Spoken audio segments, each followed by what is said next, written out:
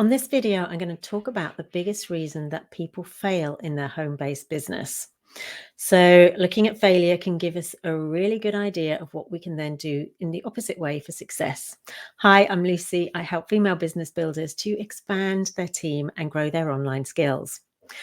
This is a subject that I was asked about a few months ago, and my coach asked me, what do you think it is? Why do you think most people don't succeed as far as they want to succeed and get as far as they want to? So I gave lots of different answers to that question. They don't have a system. They've got a lack of self-belief. They're not being consistent with their actions. Maybe they've got a negative spouse or partner. They're not following instructions because they're assuming that they know better. Got some of those in your business? They don't begin with the end in mind, or they don't begin at all. And she said, actually, no, that's not, any of those are not the number one reason. So they're all reasons that somebody might not, but it wasn't the number one. So I was intrigued. So we're going to look at three different things here and look at why that one thing is the biggest thing for somebody not succeeding. So do you have shiny object syndrome, where you are doing something new, you're absolutely focused on it, you're working away at it, you get a phone call from a team member or a sideline, a friend, and they're really excited about something else. And they say, oh, check out this website. And you go onto the website and you take a look and you register for the free course. And then you look at the free course and you think, oh my goodness, this is amazing. I'm going to go and do this thing. So what happens? Now you have a split focus. You've got the thing that you were doing already, and now you've got this new thing.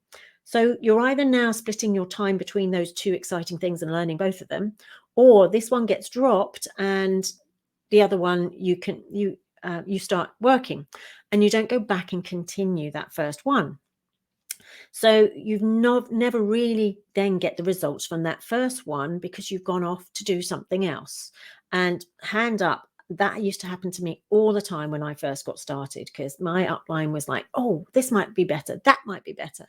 Not her fault. It was just one of those things that she got excited. She was, sharing that with us, trying to do her best, but it's not the best way to work. So the other thing is family. Do you have children or a spouse or partner, and they knock on the door, they come in and they expect you to answer their questions, stop in the middle of what you're doing, go and help them. They've got something urgent. And when you come back to what you were doing, because of course you've got to sort them out, right? When you come back to what you're doing, it takes 5, 10, 15 to 20 minutes, 15 to 20 minutes to get your head back in the space of where you were in your flow before they distracted you. So you've not only used time sorting them out, but you've also used time getting back in the flow, right? So then the third thing is notifications. Notifications that are popping up, email, WhatsApp, whatever other notifications you have, pings and dings and all sorts of things. Oh, that rhymes. And you go off to look at that. Oh, that might be interesting. Oh, that might be important. Let me go and look at that. And so you look at all of these things, and they're not normally urgent. So there is a time and a place for checking them 100%, but do it once every hour or once every 2 hours or 3 times a day. Set your time for looking at those things. And then look at all of these three things. So shiny object, your family distractions, and the notifications, and what can you do to stop that happening? So if you have that, if you recognize yourself in that shiny object syndrome, it's probably the most challenging one for people, because they are somebody that sort of pings and it's like this, and these endorphins go off, right? And they feel good doing that.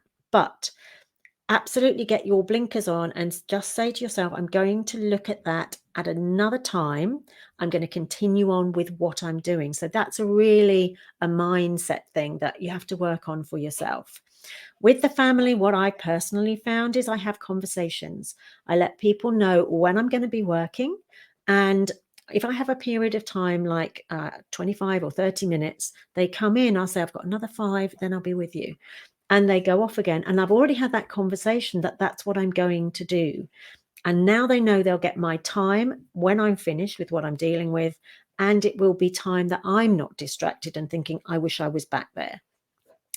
And then notifications, turn them off. Turn off notifications, turn everything to silent while you're working. And as I say, just slot in the times that you are going to work. So also with timing, looking at the timing of things with your team members, it's not just with your family, it's with your team members and even with your customers.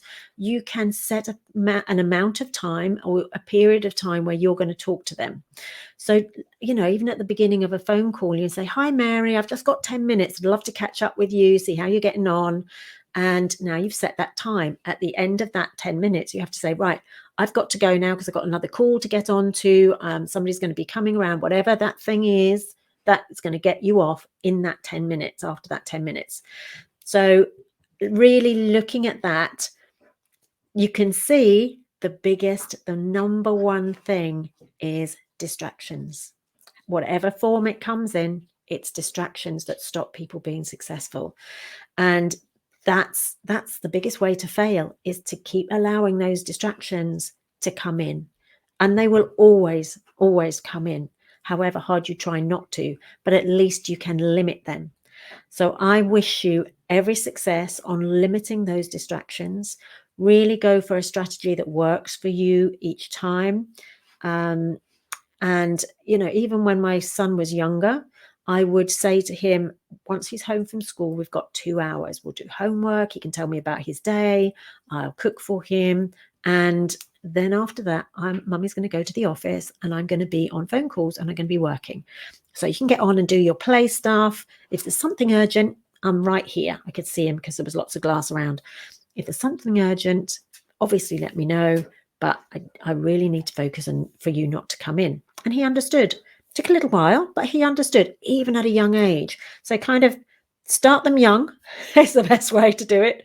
Possibly your spouse is going to be the worst one, because people think when you're working from home that you're at home and you can do anything. No, if you were in an office, you would have to be focused. Exactly the same at home. So it's a mindset thing. Don't get distracted by notifications. Carry on doing what you're doing for that half an hour or an hour. Then you can stop and look at those. So I hope that helps. And if you need more, then there's a video that you can look at about time management, action management. Do take a look at that. There's a whole system you can use that I've put together. It's free to download, and there's a little video that goes along with it. So that could be really helpful to you. Thank you so much for listening. Do subscribe if you haven't done already. It really does help. And I appreciate you. Take care. Bye for now. Have an awesome day.